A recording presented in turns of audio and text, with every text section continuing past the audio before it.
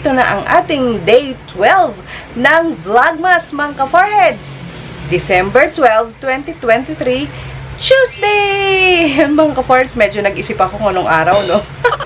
Ayan, mga ka-foreheads, pagpasensya nyo na yung ating buhok kasi kaliligo lang natin. Yay! Parang timang puro, yay! Ayan, mga ka-foreheads, kamusta kayo? Kamusta ang inyong buhay? Ayan, magandang umaga, mga ka-foreheads. Ayan, naligo na ako na maaga kasi kanina paggising ko, ang sakit-sakit na ng ulo ko, mga ka-foreheads. Minasage ko lang and then naligo ako. Ayan, medyo wala naman pero mamaya iinom na tayo ng Bye Jessie. Parang timang pati yung sinasabi. Ayan, mga ka-foreheads. So, wala tayong lakad. Dito lang tayo sa bahay. Ayan, yung ating mga ordinaryong ginagawa lang. Siguro yung ating mga maipapakita ngayon, mga ka-foreheads.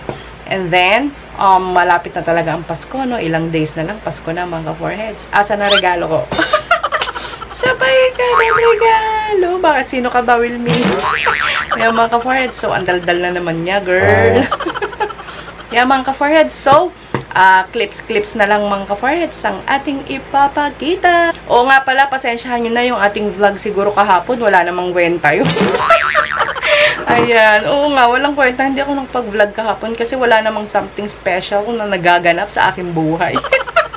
So, na-upload ko na nga pala ang ating video na day 7, 8, and 9, mga ka-foreheads. Kasi sobrang busy, no? Hindi tayo nakapag-edit. So, ngayon, mag-e-edit din siguro ako ng day 10 and 11, mga ka-foreheads. So, antay-antay lang, no? Kung may naghihintay. Okay, mga ka-foreheads. So, update tayo mamaya. See you later. Bye-bye! Hello mga ka-foreheads, welcome back. Ayan, nakapagluto na tayo ng pagkain nila Salt at Gray at nakasalang na yung ating manok. Ipa-fried chicken natin, mga ka-foreheads. Sauteed veggies, mga ka-foreheads. So mamaya papakita ko sa inyo. Pero ngayon ang ipapakita ko ay yung ulam nila Salt at Gray. So yan, nilagaan ko lang sila ng, ayan, atay ng manok. Yan yung ulam nila. Siyempre, masarap din ulam nila Salt at Gray. Yan. Walang asin to, mga ka-foreheads. Pag ako nagpapakain kina Salt, walang asin talaga. Ayan, kahit na Salt yung pangalan niya. Sabay, ganun. So, ayan siya. Maraming sabaw yan, mga ka-foreheads. Kasi, wet food yung pinapakain ko sa kanila. Yan yung pinangsasabaw ko. Yan, walang asin. Tapos, ayan, mga ka-foreheads, yung manok na ipiprito natin. Gagawin natin fried chicken. Nakasalang na rin. Yan, para luto na rin, di ba? Safe na safe sa walang dugo siya, mga ka-foreheads. Ganyan din ba kayo magluto ng fried chicken? Ayan, last 3 minutes, mga ka-foreheads, yung ating chicken. Tapos, magpiprito na tayo na. So, yun lang, mga ka-foreheads. Muna ang ating update. Mamaya papakita ko yung ating gulay and yung fried chicken. See you later. Lobat na tayo. Mga ka-foreheads, maglalagay tayo ng breadings ng chicken.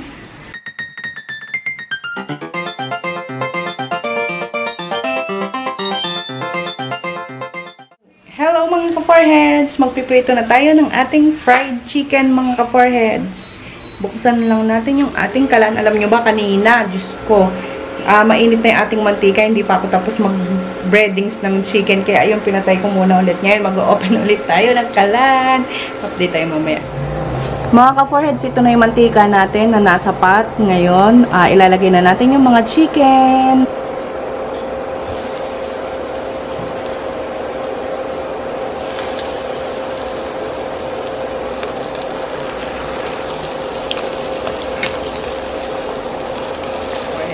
Mga ka-foreheads, napakita ko na sa inyo yung paglalagay natin ng chicken sa oil, mga ka-foreheads. Hindi ko na masyadong natutok yung camera kasi ako mainit yun. Baka masira yung ating lente, no? So, pabalik tayo mamaya.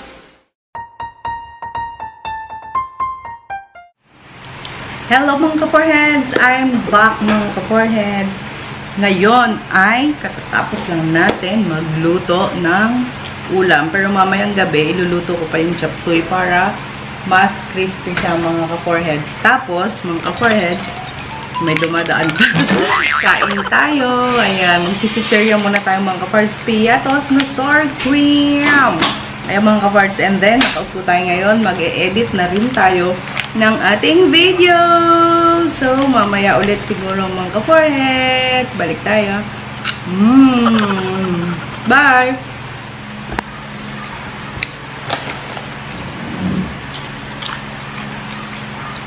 Hindi ko nakukulan ha yung aking ini-edit. Edit muna tayo habang nanginginain tayo ng chips.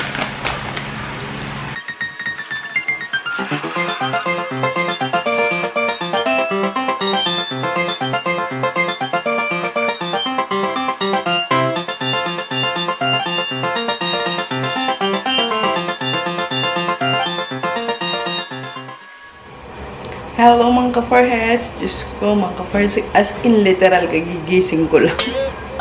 Ay mga ka-foreheads, nakatulog ako kanina nag-e-edit, diba? Nag-vlog ako na mag-e-edit ako. Inantok ako, sakit kasi ng ulo ko. Siguro sa antok, ayan, ipinikit ko muna, mga 4 o'clock yun. Ayan, ngayon lang tayo nagising mga ka-foreheads. So ngayon, isosotay na natin yung ating mga gulay sa butter and garlic. And then, ipiprito na natin yung manok na natitira mga ka-foreheads. Okay? So, papakita ko sa inyo mamaya. Hello mga ka-foreheads! Good morning! Hey, mga ka-foreheads! Ito na yung... Good morning! Ito na yung... Ano ba yan?